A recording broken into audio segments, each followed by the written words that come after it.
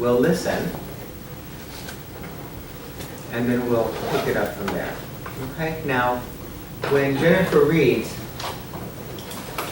do listen. That is a mindfulness practice. We will get into the mindfulness practice of listening. You think you're good at listening, you've listened your whole life, you've got ears, you have an auditory, you have all that stuff, but as you may be aware, not always so much. Try not to, during the practice, reach for a drink. It's usually an unconscious, reactive impulse. Now, to have that impulse is, of course, reality.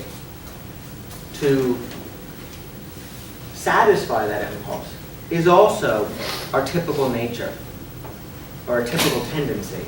But here we're interested in having a little bit more decision-making control over those moments.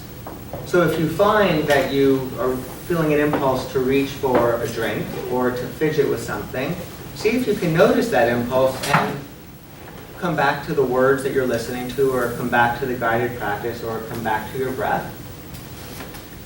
And when we finish the guided practice and we transition, so that we'll open our eyes perhaps, but you can keep them closed if they're closed to begin with, or you can close them if they're not closed to begin with. Try not to have that be like a, oh, that's over. Now something new is happening. Because it's just the moments following from one another. If you think there's a difference between the guided practice ending, so to speak, and the bell sounding, so to speak, and then the bell dissipating, and then Jennifer's voice sort of, filling the room. And if you think there's if you think there's something like the content is changing, but what need not be caught in that shuffle that usually is? What? Our attention, our awareness. To be aware of a 5-minute period of time is to be aware of a 5-minute period of time. But to say, oh, there's this, and there's this, and there's this, and there's this, and there's this, and there's this, and now this means I can stop paying attention, or I can do this. That's getting caught in the content, which is perfectly natural.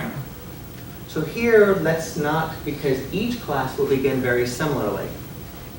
A guided practice, a reading, and then what follows. So see if we can have it be that the quality of awareness that we're cultivating is in fact deliberately and intentionally cultivated from the moment we begin. And then we'll explore that sort of challenge.